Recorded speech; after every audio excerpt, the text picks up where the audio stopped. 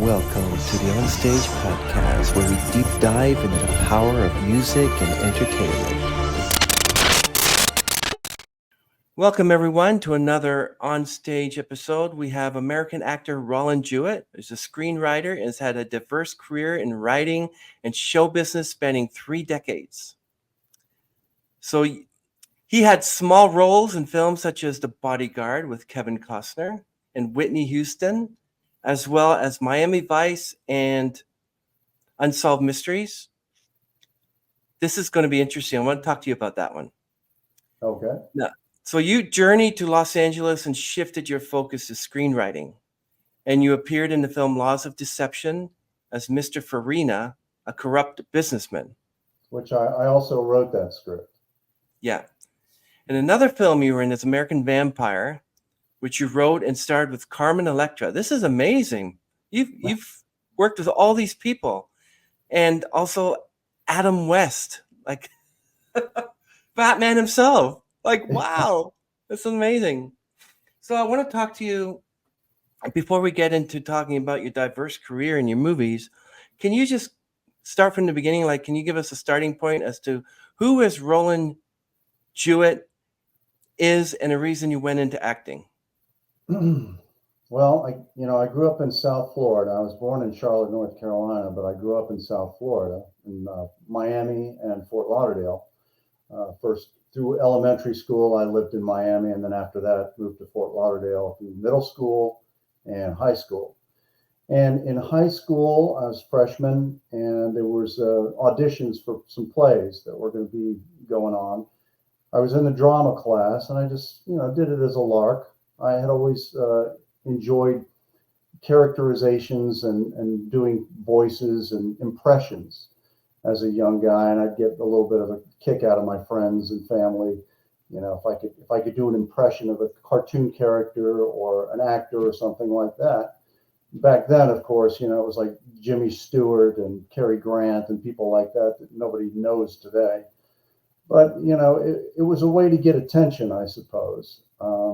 So there was an audition in high school for a melodrama, and I auditioned for it, and I got a part in it, and it changed my life. It really, from that moment on, I knew exactly what I wanted to be, and I wanted to be an actor, and I also wanted to write plays and be in films. So that's kind of where it started. And so I did other plays and musicals in high school. And I went to Florida State University. I was a theater major there and did quite a few plays up there as well. Burt Reynolds was one of the people that he was kind of a mentor, because he went to Florida State and started out as a football player there, injured himself, and then got into film. Mm. But he would come back from time to time and speak to us as classes. And he also had a theater in Jupiter, Florida. Now, I never went to this theater, but he would take certain people that showed some potential, and he would take them to his dinner theater, and they would get to work with some famous actors that he knew that he would put in some of his productions. Wow. So, when I moved back down to Miami after going to Florida State for a few years, I got my headshots. I was doing plays and immersed myself completely in the whole acting scenario down there. And it was great. If I was an extra, I didn't even mind. I started out as an extra on these sets, and sometimes you would get an upgrade, like on The Bodyguard. I was an extra. I started out as an extra on that film. And luckily, I was wearing a suit that day, and I looked like a news reporter, and they handed me a microphone. Now, Whitney Houston is having an argument with Kevin Costner, acting. And they come out, and it's at the Fontainebleau Hotel in Miami Beach. And she comes out, and I'm standing there with a microphone as part of this news crew. And she says, "Why aren't you asking me any questions?" And I said, "Well, I don't have any lines." She said, "Well, make some up. Ask me some questions." So they call action the next time, and I have 20 questions I ask her, and the director liked it, so they kept it in the film, and that's how I wound up in The Bodyguard. but I had done Miami Vice and Unsolved Mysteries already, and quite a few stage productions. But when I moved out to Los Angeles, it was a different story. It was very, very competitive out there as an actor, you know, and I was already 30 years old by the time I moved out there. So I transitioned into screenwriting at that point, and that was a whole other, you know, part of my career. Wow. So that's kind Quite, of like, you know, in a nutshell, my quite, beginnings. quite diverse. Yes. Do you remember what your very first, let's start with stage productions. You remember what your very first stage production was? Yeah, it was a melodrama, which had the villain and they had the hero, and then they had you know the damsel in distress, and then the family of the damsel in distress. And I played actually the father of the damsel in distress. And I just remember being on stage and having such a wonderful time, and the people were so inclusive and just so friendly and warm and so diverse. There's so many different people in theater. I just fell in love with being on stage and hearing laughter from the audience. I mean, it really is a buzz.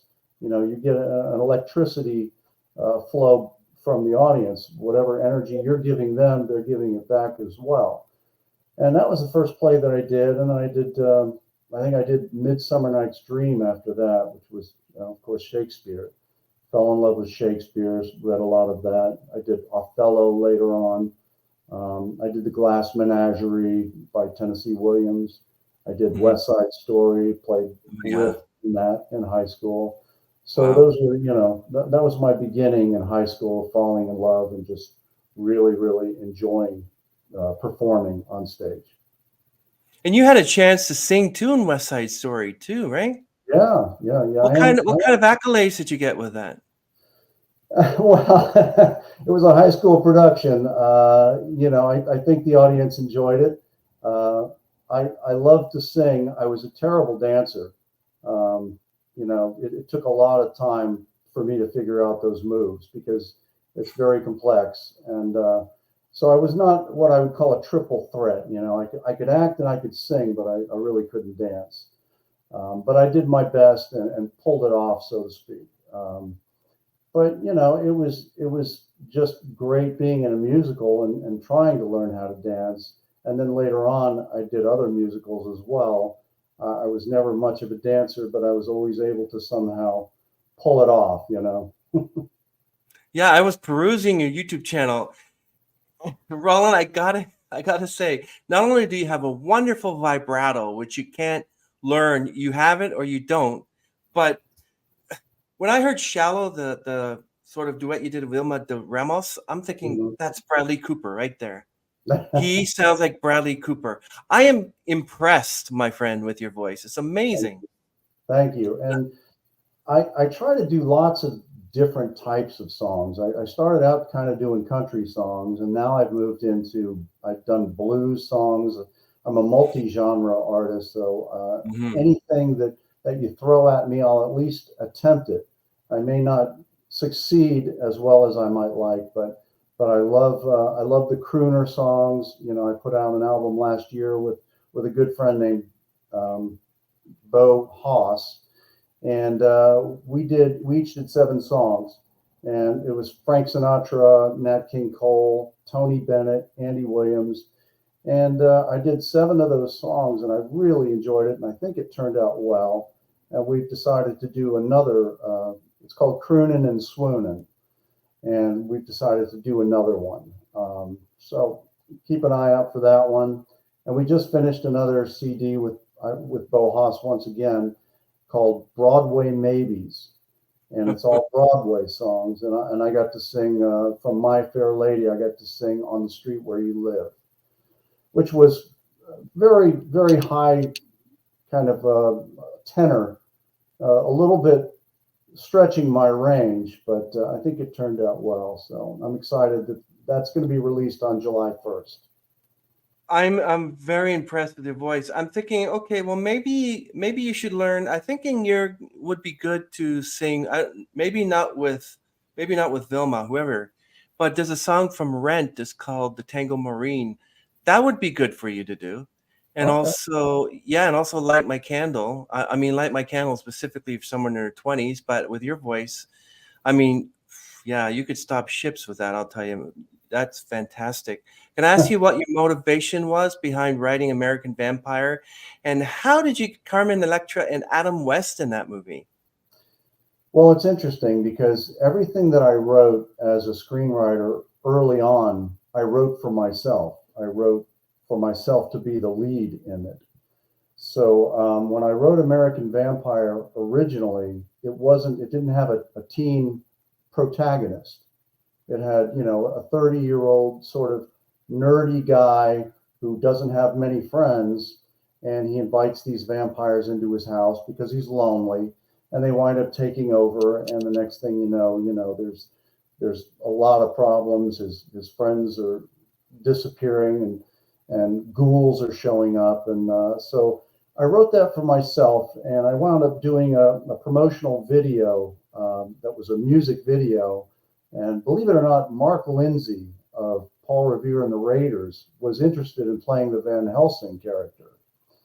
And so we actually did this music video with Mark Lindsay, and he provided a song to do it, and we had some scenes from the film that we wanted to do interspersed in the music video, and we were going to use that as a promotional tool to get funding to do the film. But unfortunately, it just never happened.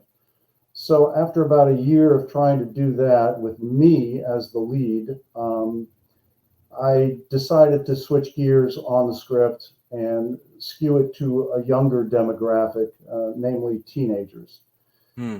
And there was a lot more interest, when we got Carmen Electra and Adam West involved. And, I found a producer that was really interested in doing something at that level, which, medium budget, B movie level. But we were able to get some great performances. I mean, Adam West is tremendous. He's the best part of the film, as you can imagine. And Carmen Electra was just kind of starting out at that point. She'd already been with Prince. She'd done some dancing stuff. She'd done a couple of albums, I think, with him. Maybe she had done Singled Out. She took over for Jenny McCarthy on that MTV show. And she was just starting Baywatch, so she was an up-and-comer. And of course, we snatched her up right away. And it worked out great. When they put out the DVD, her face is very prominent on the DVD because she was a hot commodity, and they really wanted to use her as a promotional tool to sell, and it worked out pretty well. Wow. I hate to ask you, Roland. I heard these rumors. I wasn't sure. In respect to the late Adam West, of course, I heard that he was quite a diva. Like he thought he was Mr. Special. He went around like I was Batman. Like I'm Mr. Perfect. He was rude. Was that true? No, not at all. No, not on our set. I mean, I spent several days with him on our set, and he was just the opposite of that. Hmm. He was nice, and he was friendly, and I got my pictures taken with him, and we talked, and he told stories, and I got to hold his cue cards, because the words I had written for him it was in a language practically that I had made up on my own. He was this surfer guy, and I just made up these lines just because I really wanted to hear him say this nonsense. And he was a great sport about it. And if you watch the movie, you can tell that he's having a great time with it. And he was great on the set. Everybody loved him, and he was just as friendly as can be. So I don't know where the diva stuff comes from, but it wasn't from our set, that's for sure. Okay. Sure. So also, yeah, that's quite interesting. Adam West. Were you tempted to go Batman? I I knew bet you better heard it than so to many do that, times. There were a couple of references, because it was a vampire movie. So there were a couple of Yeah. references that I gave him concerning bats. And one he wouldn't say because it was kind of, it was something about, I was hang gliding in Costa Rica and I sailed into a bat. and that's as close as he ever came to killing a vampire. And I said, and the next line was, "Ugh, bats, nasty little creatures." And he wouldn't say that line. And I think it's because of the homage to Batman. You know, it was kind of denigrating bats, and I don't think he wanted to do that. So it was a point of honor, I think, and I think he really, loved that role and didn't want to say anything bad about what had become his bread and butter, really. So that was just kind of an interesting little moment, Yeah, it's funny, but you had the Adam West Batman who spoke just a regular voice, and then when he came up with Michael Keaton, you went, "I'm Batman." Like Yeah. whatever became why his voice went, "Hello, I'm Adam West," or "Hi, I'm Batman. I'm Bruce Wayne," to "I'm Batman." Like, Yeah. I mean, what happened? And that's what everybody thinks of when they think of Batman, is that voice. Were you able to go to the memorial service when he passed away? No, unfortunately, I wasn't able to do that, but I was invited to Walla Walla, which is where is that? Idaho, I believe, where he was living at the end. They had a memorial there.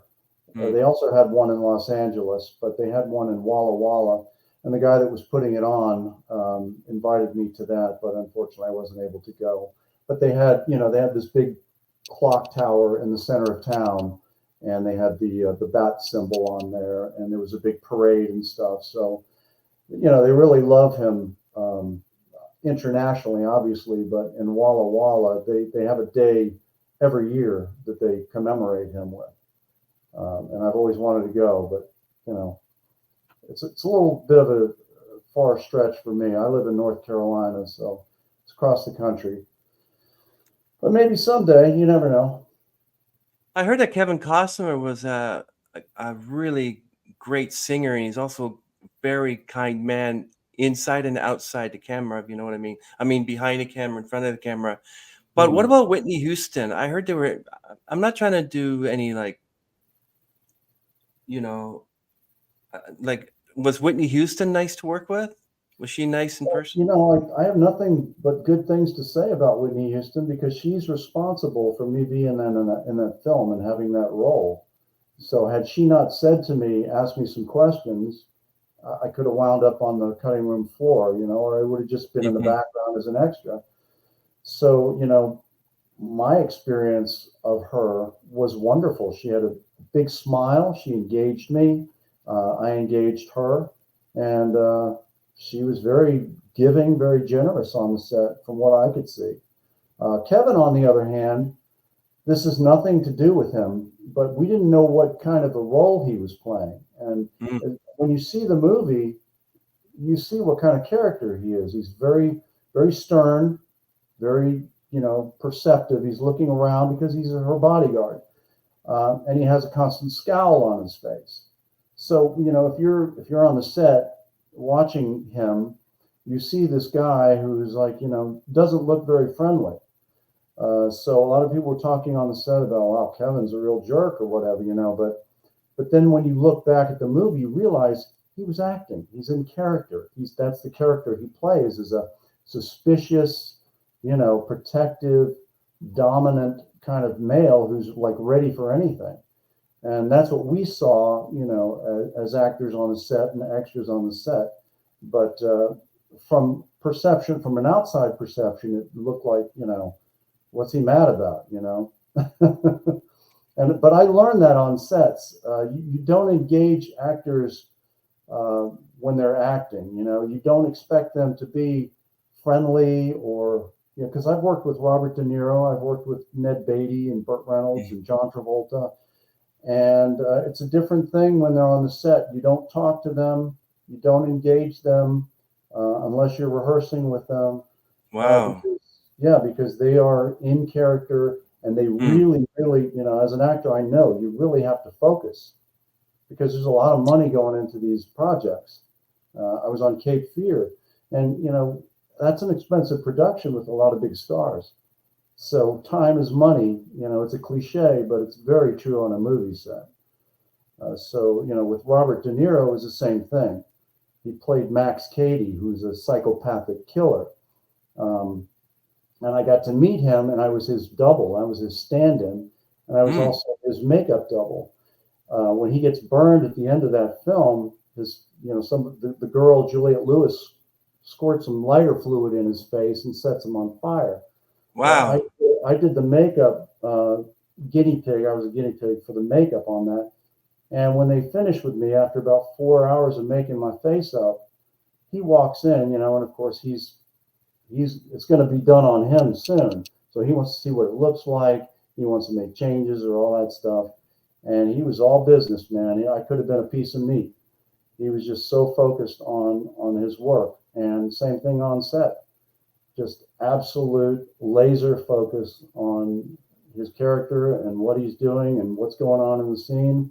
And there's no fooling around. Okay. So you're saying that Robert De Niro and John Travolta, don't bother them, don't talk to them because they're into character. Now, your small role as Mr. Farina, corrupt businessman, the same thing with you. They can't bother you because you're in character. See? It goes both ways. Absolutely. Yeah, absolutely.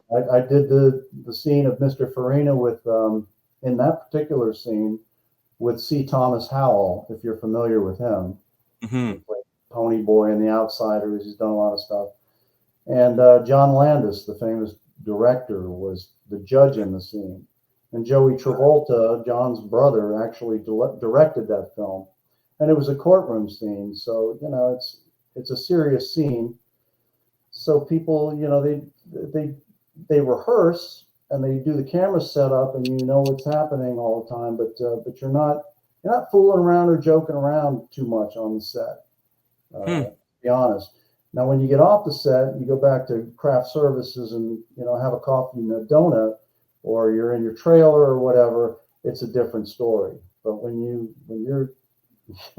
you're in character and trying to remember your lines again, also, you don't need the distractions of somebody saying, "Hey, can you get a picture? And what was it like to be, and staying alive or whatever?" You know what I mean? How much was Mr. Farina in Rollin Jewett? I'd say 0%. He's just a little character that I wrote for myself so I could be in that movie. I had wanted to be the star of the film, which C. Thomas Howell got that role because he's a name, and he did very, very well. I mean, I was really happy with his performance, and in the end, I think he did a great job, and I'm glad that he did it. But the little role that I did, I'm just this corrupt guy who's kind of, he's my attorney, and I'm trying to convince him he's got to get me off the hook no matter what. And I'm a kind of a mafia guy, a little bit of a wise guy. So that's the character that I'm playing in that. So, and I have zero wise guy in me. So it's just an acting role, It was fun though. It's just an acting role, but it actually gives you a lot of accolades. People say, "We love it." Oh, your family's like, "Stay away from Rollin, he's just mean." What do you think of method acting? What prevents you from taking Mr. Farina or any other evil guy you've taken home with you? Perhaps if it was a larger role, it would be something that I would live for a few days or a few weeks or whatever. But the fact that it was 3 or 4 lines, it's not something that I would actually go into method acting with. There have been some plays where you do the play and you've spent weeks, maybe months rehearsing the play, and you do the play maybe for a couple of months too, and then it's hard to shake that character after a while, especially if you go from one play to the next. Now, I remember one situation where I was doing a play it was a comedy, and I played this character, Felix. He was like kind of a nerd. And then the next play that I did, which was started immediately after that with rehearsals, I was this, I guess you call him a womanizer. And I had to go from a nerd, kind of like, very intellectual professor type of character into this rogue, basically. So that was a difficult transition, and I didn't have a lot of time. But as you're rehearsing, slowly the character finds its voice, and you find its heart and its soul, and that's what makes you be able to embody that character. But yeah, that's the most difficult transition I ever had to make acting wise. Usually you have a couple of weeks, maybe, or months between jobs, but that one was one after the other. They're a little tough. Are there characters that you will not play? For instance, a serial killer or a sexual pervert, or no? Not really.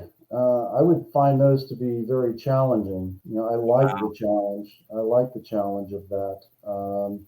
As long as it's, the film is done in good taste and there's a professional component to it, in terms of the director, the writing, my fellow actors, and it's not an exploitation type of thing. I don't think I would turn something like that down. Yeah. Like I said, I've played lots of different types of characters, from womanizers to nerds to pirates to gang members, if you can imagine that. Lots of different things. The more far away the character is from me, I think the more I enjoy it, finding that character. What character in all your career do you identify with? That's a tough one. It would probably be somewhere between the intellectual and the womanizer. Okay. That's somewhere, some balance between those two. If I'm That's to be amazing. perfectly honest. Now, I know someone who actually knew Robert Stack, and I want to ask you about appearing in your uncredited role as Deborah Poe's boyfriend. Number one, did you get a chance to meet Robert at all? Or number two, how do they audition for these without even getting a chance to say hello to Robert Stack himself? Yeah, that's disappointing. But Robert Stack's parts are filmed in Los Angeles. I was in Miami at the time, and he's on a set, and it's closed, and nobody who's doing the reenactments really gets to meet him, because it's kind of a separate thing. So unfortunately, I never did get to meet Robert Stack. But the interesting story about being on Unsolved Mysteries is that, first of all, it's still unsolved. A girl disappeared from a Circle K in Orlando, Florida, and I played the boyfriend of the girl that disappeared, who was kind of the last person to see her. So the police, of course, interviewed me, the fake police, and I'm the fake boyfriend.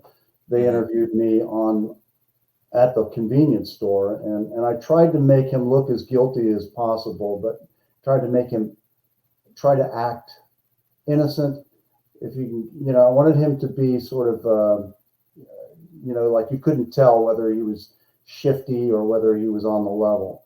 So that was a fun little role that I got to do in that one.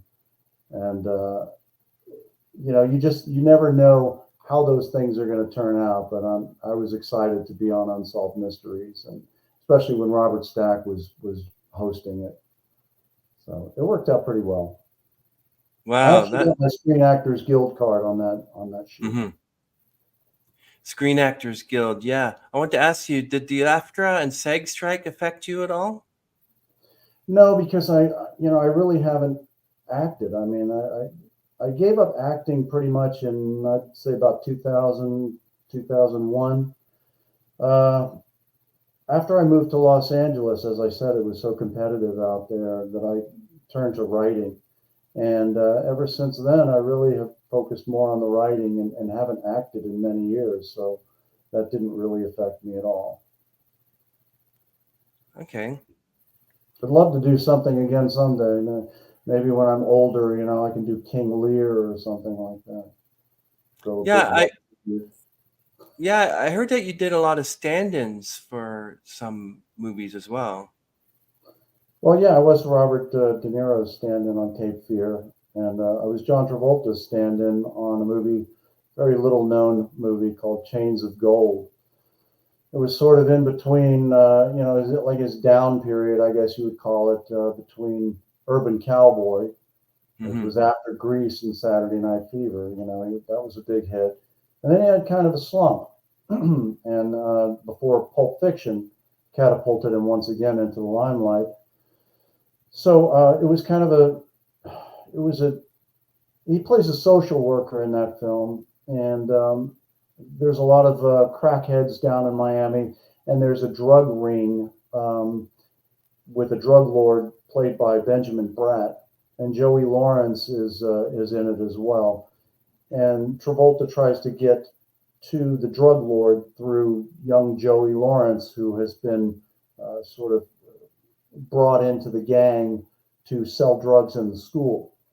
So I spent about a month on that set with John, and as I said, he was a great guy. He was a lot of fun, and he just made the shoot very, very easy for everybody.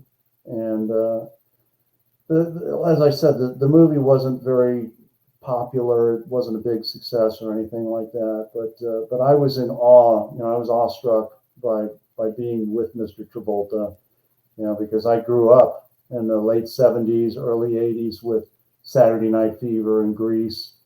Those were the films that I really appreciated, and his performances I thought were outstanding.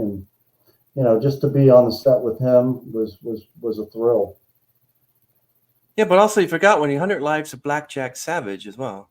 That was quite an interesting. That's not a memorable film, I'll tell you. That was a TV series that they filmed down there in Miami and Fort Lauderdale. So I was a stand-in for. Goodness gracious, I can't remember the guy's name now. He was on Hardcastle and McCormick, but I cannot remember his name. It only lasted half a season, so no harm done. But I was also a stand-in for Stephen Bauer on a TV series called Wise Guy. Which Ken Wall began in, and then Ken Wall dropped out, and Stephen Bauer took over the character, and I was his stand-in on that for a little while. So it was great. I would do anything on a set. I'd bring people coffee. I didn't care. I just loved being on a film set. It's what I always wanted to do with my life. That and music. Those are the two things that and writing. So, all right, 3 things. Okay. And poetry and photography and all right, 5 things. Never mind. Wow. Wow. How do you do all this and manage your mental health, my friend? What mental health? I have no mental health. I put everything into what I do. I'm always creating, and I always have different ideas for different things that I want to do. And it's been a great ride. It's not over yet. I got a movie coming out that I wrote just recently. It's called Daylight to Dark, and it's a vampire western. So we're sticking with the vampire theme on this one, but I always wanted to write a western. So I was approached by a couple of these 2 directors, Kenny Scott Guffey and Jake C. Young. And Jake, I swear, you look at Jake, and he's an actor, and he's also a director, and you'd swear he's Clint Eastwood's son. And he plays a character that we created. He's a vampire hunter. His name is Helsing, and he's got the whole cowboy thing going on and the squint, and it's just been a lot of fun. And we got Tuesday Night from Nightmare on Elm Street Part 4. She's got a small role in the film. She plays a vampire queen. And she's just awesome. She's also doing a couple of songs for the soundtrack, which is incredible as well. So that's finished filming. All principal photography is done. There's a couple more scenes that we're going to do at a horror convention that I've been invited to be a guest speaker at, called CreepyCon in Knoxville, Tennessee in August. So we're going to do a couple pickup shots there because a couple of scenes take place at a horror con. And then we'll finish it, and hopefully it'll be out by Halloween is what we're planning. Have you ever thought of writing an American Vampire sequel and have Carmen Electra and the other actors in there, or no? I wrote one, actually. I wrote a sequel to it, and couldn't get it made for whatever reason. So this actually, Daylight to Dark, has a couple of the same characters in it from American Vampire. It takes place in that same universe. So the character named Bogey, who was an American vampire, who was the best friend of the teen protagonist, is also in this film. You're talking about 25, 26 years later. We got a hold of him and said, would you be interested in playing the same character 25 years later? And he said, yeah. So I wrote a scene for him, and he's in it. And then there's another guy that played a psychic, and he's one of my best friends. His name's Victor Pansarev. He's going to be doing a short, small scene in that as well. So it's kind of fun to have that kind of full circle moment with this film. And the two guys, Kenny and Jake, they're big fans of American Vampire, and we became friends on Facebook because of that film. So to have them so respectful and to ask me and invite me to be involved in this movie that they want to do, it was just very gratifying. So I'm really excited about it. Sounds great. I can imagine what's going through your head right now. So, got to do this, got to do this, I got to prepare for this. Blah, blah, blah. Being an actor, I feel is like a wonderful thing. But I've spoken to many actors and actresses, and they say not all the time. Well, there's if you're not working, then there's a lot of downtime, which is why I became a writer, because sometimes you never know when your next job is going to come up. You're constantly auditioning, but you might audition 20 times and not get anything. Then again, you might be working all the time.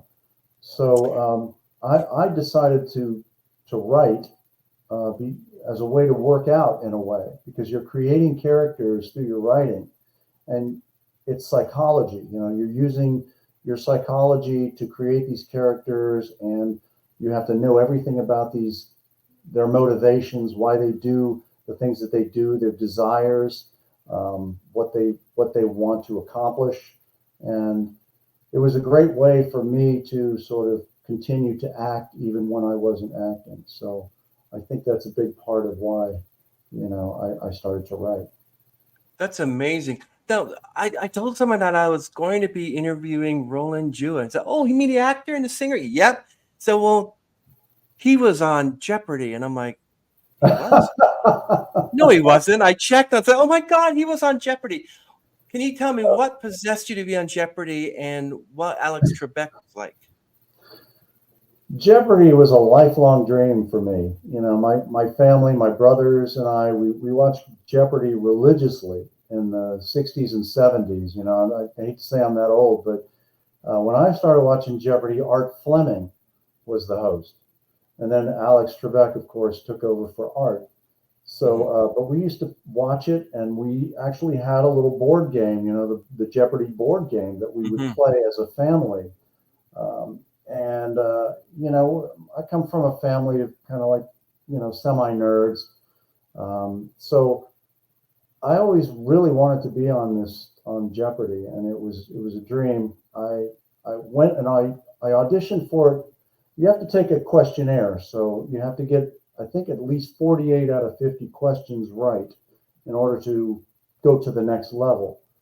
So I was living in Los Angeles, which, I was in Sherman Oaks, which is the valley, and I'm only about a half an hour away from Culver City, where Sony Studios is. So I got it in my head that I was going to go and try to get on the show. So I went there one time and I failed. I didn't get on, didn't pass the test. And then about a year later, I tried again. And as I'm going through all the questions, I'm like, oh my God, I know these. This is great. And I felt really confident. And I wound up getting on to the next level, which was a mock show.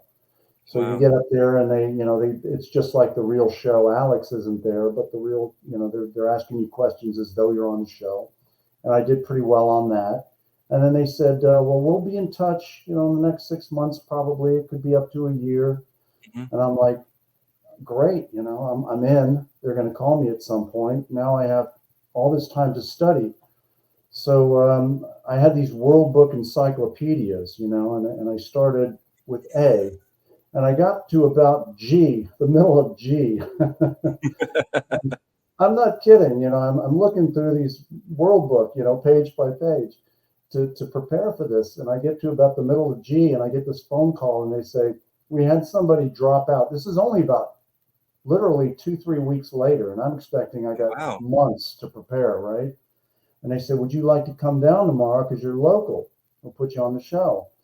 And I Nice. had kind of a feeling about it. Well, I'm not really prepared to where I want to be, but I don't know if I'll ever get another chance. So I went ahead and I went down there and I did the show.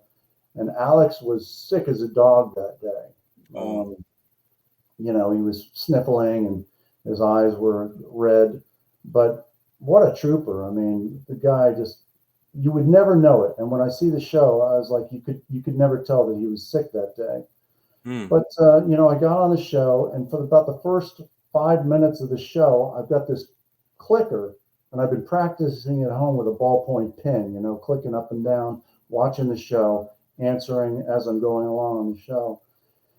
And apparently my clicker, I'm clicking in too soon for the first 5, Oh, 6, 7 minutes of the show, and I get I heard logged about out. that.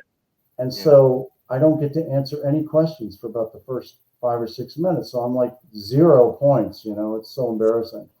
But Oh, finally, I start getting on the board and start answering questions and stuff. So, I didn't win. I came in third place. I'm a little bit of a nerd, but, I was playing against mega nerds. One guy was worked in a bookstore for the last several years. The other guy's a professor. The guy that won has already won 3 or 4 games. So, I didn't really expect to win, but just being on it and doing as well as I did, I was very pleased. And meeting Alex, of course, getting my what, picture with him. what charity were you playing for? Mind me asking? No, I wasn't a celebrity. I'm not a celebrity. So I was just a regular Oh, contestant. really? Yeah. Just a writer from Fort Lauderdale, Florida, Rollin Jewett, I mean, just a regular guy. That's Which amazing. I still am. So now, as a singer songwriter, what themes inspire your music? Like, for instance, I know "Fly Me to the Moon" is an excellent cover, and "The Shadow of Your Smile." Like, you got a wonderful voice, man. You should Thank have you. pursued that. Become an opera singer. Ladies and gentlemen, Rollin Jewett, Nessun Dorma. Why not? I think you could do it. Well, the crooning stuff is relatively new. I didn't even know if I could do that or not, but my good friend Bo Haas was doing he was going to do this crooners and swooners, and he just reached out to me and said, "Would you like to do this?" And I said, "Well, I don't know if I can." I said, "I've never tried to do Frank Sinatra or Nat King Cole, except in the shower, or in my car." But I had grown up listening to those people's music, and I wanted to try. So, I gave it my best shot, and I think it turned out pretty well. Hmm. So, it's one of those things that if I had a parallel life, I would love to have been a crooner, and followed that like a Michael Bublé or a Harry Connick Jr. Oh because yeah. I love that music. I absolutely adore it, and it's timeless in my opinion, and not that many people do it anymore. But I mostly write original songs, and that's mostly what I've recorded. So I have country songs that I've done, pop songs and alternative and rock. I've even done a blues song. I've done a Christian song. So I'm all over the map as far as what I do sing and what I write. And it's like it's like writing a story, or it's like writing a poem or a play. It's whatever inspires me at that moment. Uh, Hmm. I just get it down on paper, and I don't know where it comes from or why it came to me at that particular moment, but it must be something in the ether that is coming through me at that point and wants to express itself. So that's why I do so many different things, poetry and screenwriting, and I write plays as well. I just Hmm. had a play that closed today, in fact, in Ontario, Canada, called Our Little Secret. I'm from Toronto. Yeah, and then I have another play that I wrote that's going to be in Silver Spring, Maryland, called Buzzkill. Nice. So I'm doing those too. So, I'm a little bit of a schizophrenic, I guess. I like creating characters. I like to do different things and express myself in Hmm. different ways, in different forms. And I write short stories, a lot of horror. So whatever it is that strikes me at that moment, that's what's going to come out. So you turn your poems into songs, I guess, or are your lyrics? Well, lyrics are more like poems, sort of. Yeah, there have been a couple of songs that I've made from poems, but typically my poems are a different kind of situation. They don't rhyme a lot of the time. Some of them do, but it's a different form of expression for me. A lot of times, you see my guitar behind me. Hmm. A lot of times when I write a song, I just basically pick up the guitar and I strum different chord progressions until something comes to me. Or I could just be out, driving around in my car and a lyric will flash into my head and I'll say, oh, that sounds like something. And I'll Hmm. develop it and it'll either take or it won't. So it can happen at any time and in any form. But I love just messing around with guitar and doing different things. So I never know what's going to come out. Oh yeah, I've spoken to a lot of musicians. That's their songwriting process. Everyone has the same. The lyric will come to them. They'll be outside taking a walk. They'll look at the sun and say, "Hey, there's a song in that," or and it comes up with some really good song. Or maybe, like for instance, if you're familiar with Dan Reynolds, who's the lead singer of Imagine Dragons, but there's a song called "Wrecked," and he wrote that of his feeling because his brother's wife passed away of cancer, so he wrote a song called "Wrecked," and that song is about her. So, would you say that your songs are from life experience? Some of them are, some of them aren't. I just recorded a song last year called "Let It Go to God," Mm, which I wrote when I was kind of in a very sort of a down period, and it was a very meaningful lyric for me because I was questioning a lot of things at that time, and it was an easy song to write. And usually the best songs are the easiest to write; they just flow through you. So I couldn't sleep because this lyrics just kept coming into my head. Let go and let it go to God. I went down to my basement and no, my garage, picked up the guitar and just started strumming, and it just flowed out of me all the things that I was feeling at that moment, and the music worked with the lyrics really well. So it was an easy process to write that song. And then there's another song that I wrote for my wife many years mm. ago called Arizona Sun. She's from Arizona, and it was sort of dedicated to her. And it was another one that probably took me half an hour to write because some of them are just like that. You're feeling a certain way, and the words just flow out of you, Mm. and it all makes sense, and the music and the words go together perfectly. And then other songs, you spend weeks on and you can't get anywhere with them. So you have to discard them. So I've probably got 100 songs, and maybe 20 I would want to record. 25, something like that. The others are just sort of exercises. They might be pretty good, but are they good enough for you to really want to put out there as something that you know represents you? maybe not. This What if, song well, that I have, I'm releasing a yeah. song this week called "Internet Girl" Oh, that I wow. wrote. Yeah, it's kind of based on the movie Her, and just saw a movie the other day called Ex Machina. It's Mac Sheena, yeah. people meet online or whatever, or everything's becoming AI oriented, Mhm. and I just wonder what the future is going to be for courtship and relationships and love and all that stuff. It seems to all emanate now from the internet, the dating sites and all that kind of stuff. So it's kind of it's a silly, fun song, but it also has some social commentary about what's happening today with the dating situation and romance. I don't know if you saw the Barbie movie, but it's basically the song "What Was I Made For," which there's a video sung by Billie Eilish, and that's a beautiful song. But her brother Phineas O'Donnell wrote it about her. So when you hear the song, people don't know that they're watching Barbie sing "What Was I Made For," but basically, the song's written about her. But it's a great song. So, a world-renowned singer-songwriter. Well, I wouldn't say he's a singer-songwriter, pianist, whatever.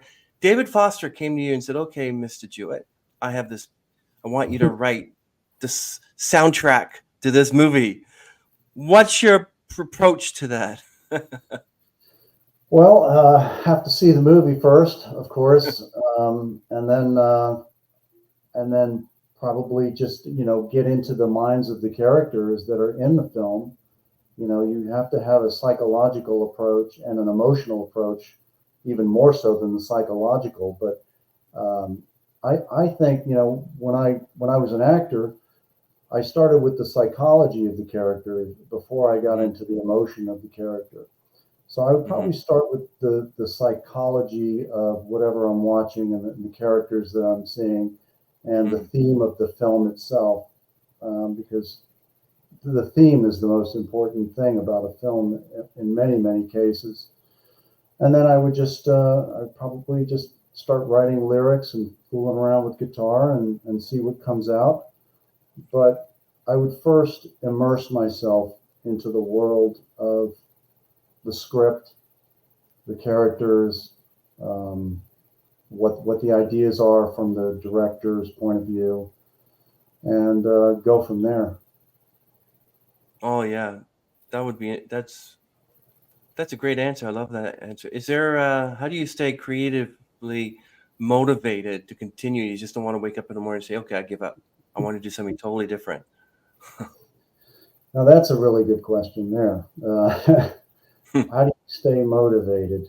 Um, well, I think in my case, as long as I have ideas that come to me and something that I want to say, uh, and something that I think is worthwhile and worth saying.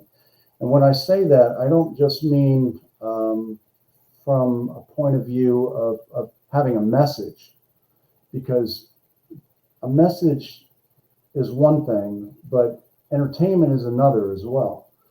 So my whole focus my whole life has been really on entertaining people.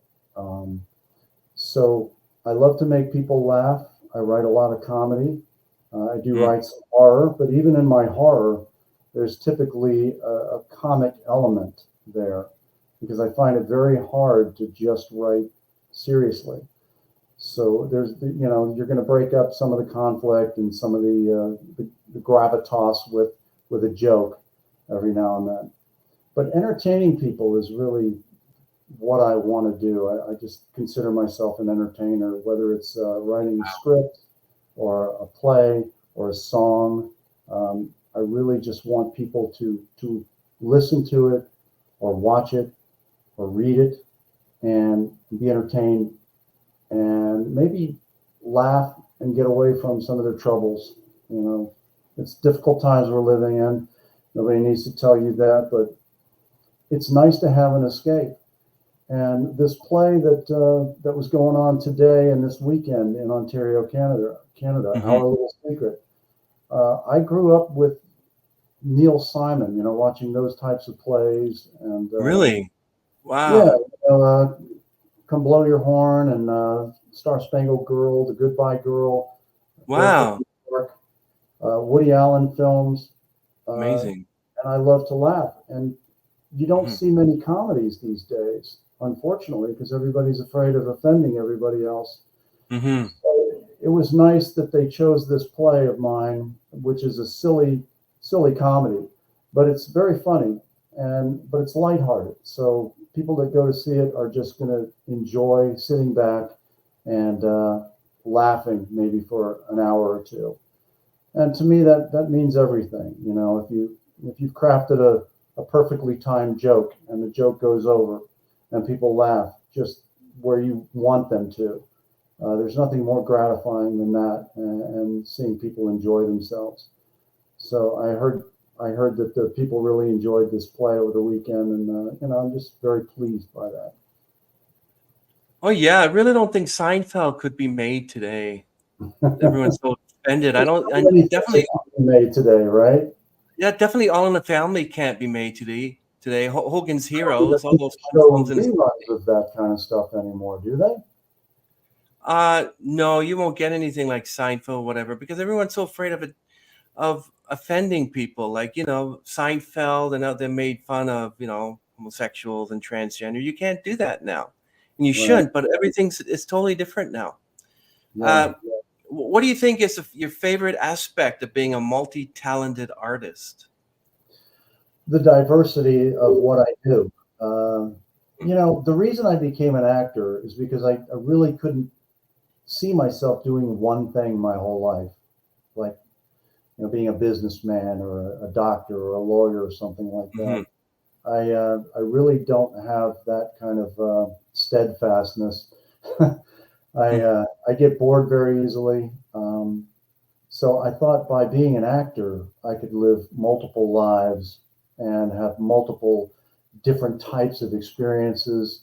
And it's true, because if you're doing a play or a movie, you do that for that time, and then it's over, and then you move on to the next thing that you do, and you're with a whole different group of people, a different director, different scenario, different writer, and it's just it's like experiencing multiple lives. So the same thing with writing. When I'm writing, I'm in a whole different world. It's not the world that I live in normally. It's a place that Mhm. I go to. Just when I'm acting, there are places that I go to in my own mind where Mm. I create this character that has never been seen before. Or same thing with writing. You write something, and that maybe that character might be have a dimension of another character, but Mm. it's a blank page, and you're the one that's creating it. So whatever you put on the page, that's what's there, and it's never been there before. So I love creating new things, that haven't been uh, in existence before I created them. That's what So, keeps me motivated, I think, more than anything. Just yeah. having something new to show. Do you have any dream collaborations you love to pursue, whether it's music or acting or writing? Wow. Paul McCartney, yeah, sure, I'd love to write something with him. Justin Timberlake, Nice. Steven Spielberg. I'm here, Taylor, guys. Taylor. If you're interested in collaboration, I'm open. I'm open for that.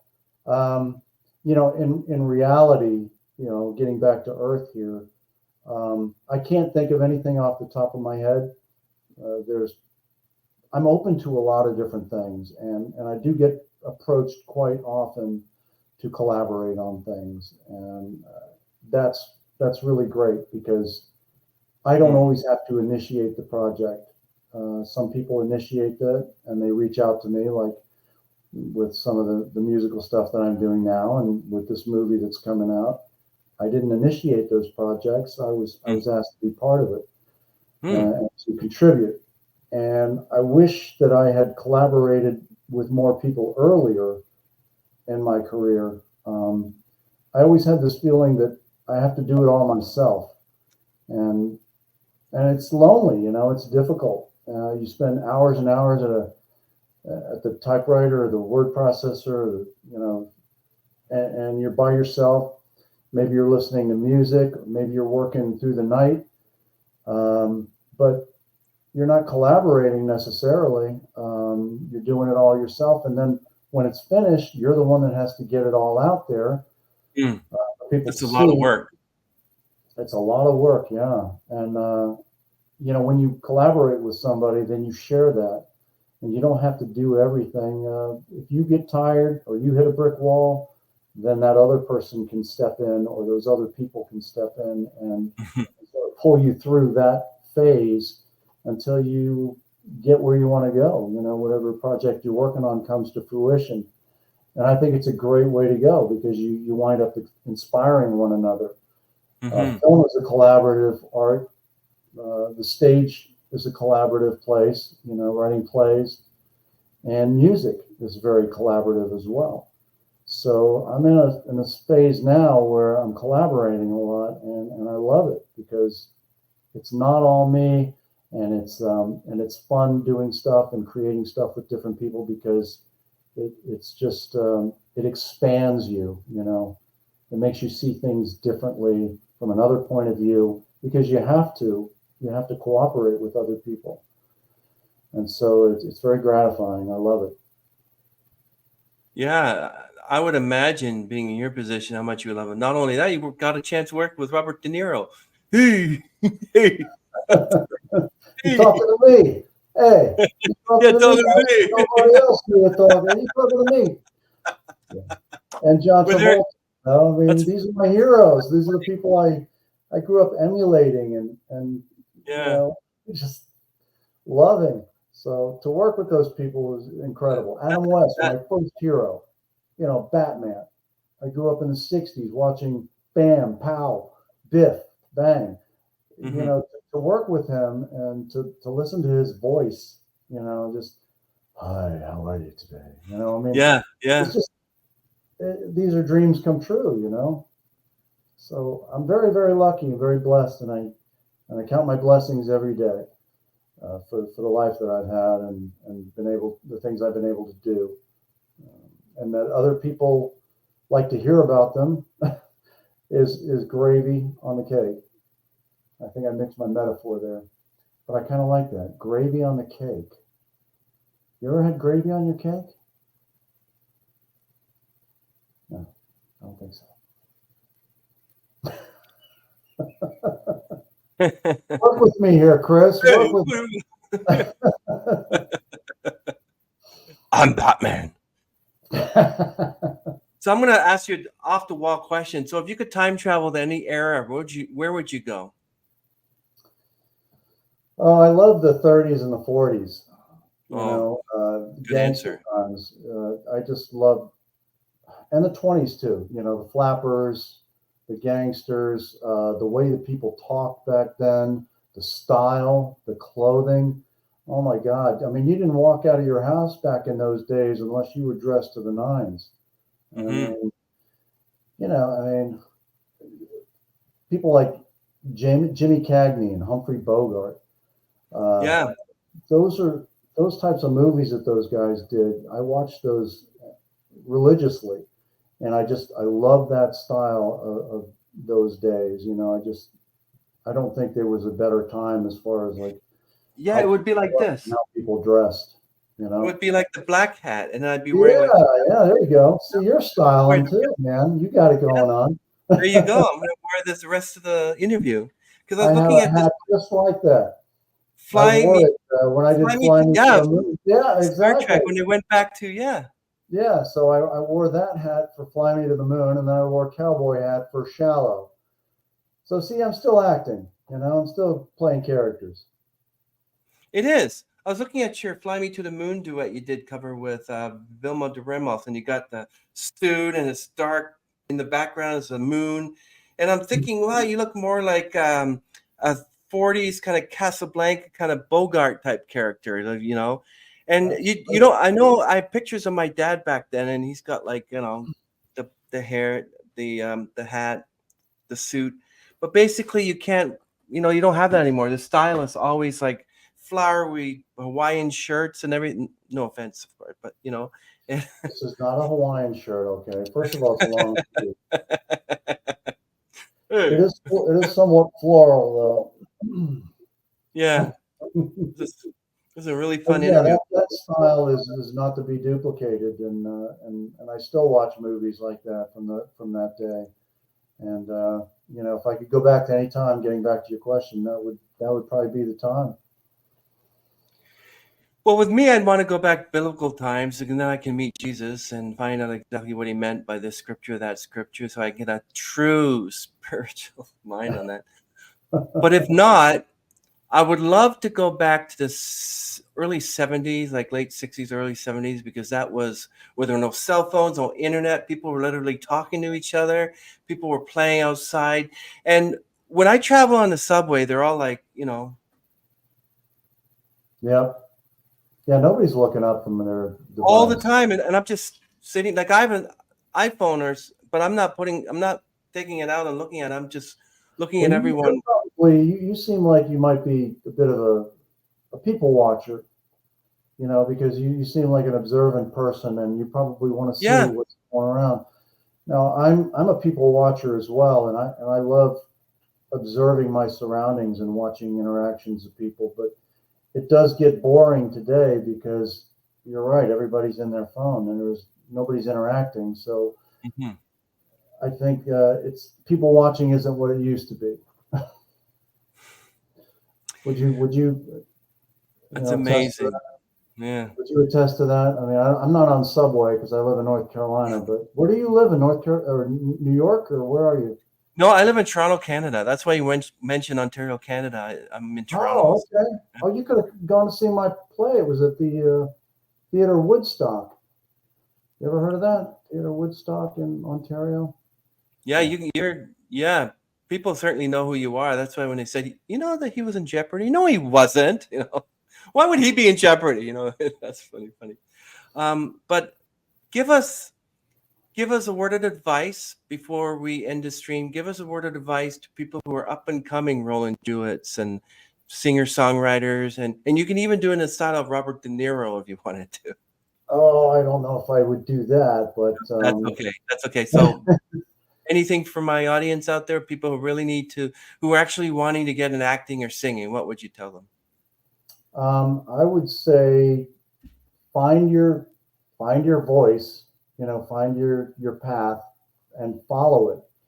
Don't necessarily be like me. Don't follow my path because I'm all over the place.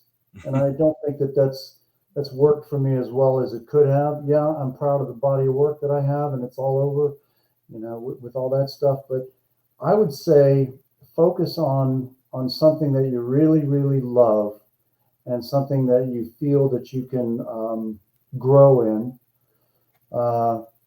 And just, if that makes you happy, then follow that and don't give up. I mean, I've been doing this for 30, 40 years now, and I never for one moment thought about giving up. I took about 10 years off when my son was born to be a good father to him. And, that was the most gratifying thing in my life. But I never knew, I mean, I always knew that I was going to get back to writing and singing and all of that stuff. So if you love it, keep doing it. And don't ever think that you can't do it, and try different things, try different ways to get into it. I wanted to be an actor, but I couldn't always be an actor. So what did I do? I found another way through writing or just being on the set as an extra. It didn't matter to me, but if you love it, you're gonna be ensconced and immersed in that milieu of what you love. And find people that have a like mind, that you can collaborate, commiserate when things aren't going well, that you can be friends with and bond with, that are going to be supportive and have the same kind of outlook as you. Oh, yeah. People are going to probably take People are definitely going to take something away from that. That's an awesome word of advice to people. I spoke to another musician, and I said the same question, and they said, "Don't." I I'm would like, never okay. say that. I would, I would never You said, deter "Don't." anybody. Yeah, no.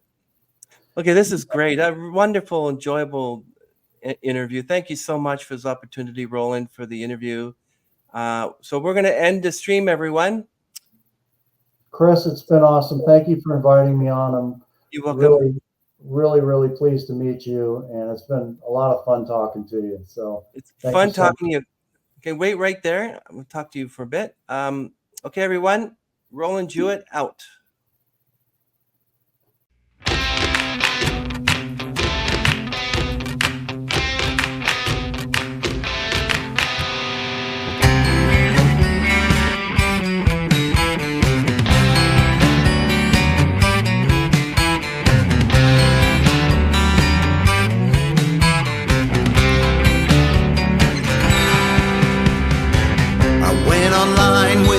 Internet girl, it must have been fate. It was just like a date. I felt connected to my internet girl. Love was in bloom in our cozy chat room. Friends tell me the web is not the place to find true love, but I don't listen to a word they say.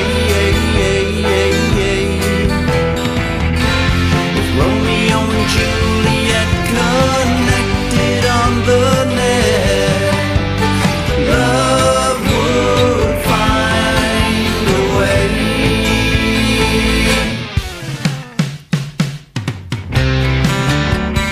Internet girl,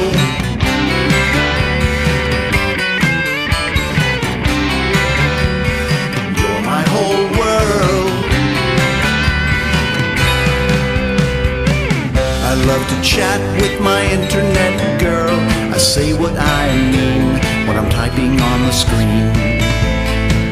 It's just so easy with my internet girl. There's no need for lies, 'cause I can't see her eyes.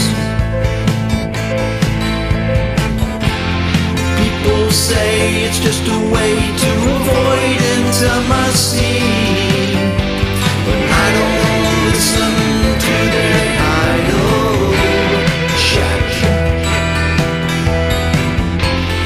love is love regardless of our proximity.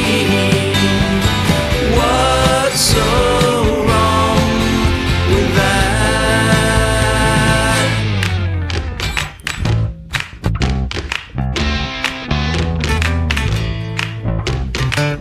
Artificial intelligence is better than no intelligence at all. You're my whole world. You're my whole world. Or at least until I can't afford the subscription. I'll never meet with my internet girl. Photos on file, she has a nice smile. But I don't need a reality girl, 'cause when we're online, everything is just fine. I fell in love with a wonderful girl, one that I met on the internet. I'll always be with my internet girl, happy and free in our internet world. Internet girl, you're my whole world. Internet girl.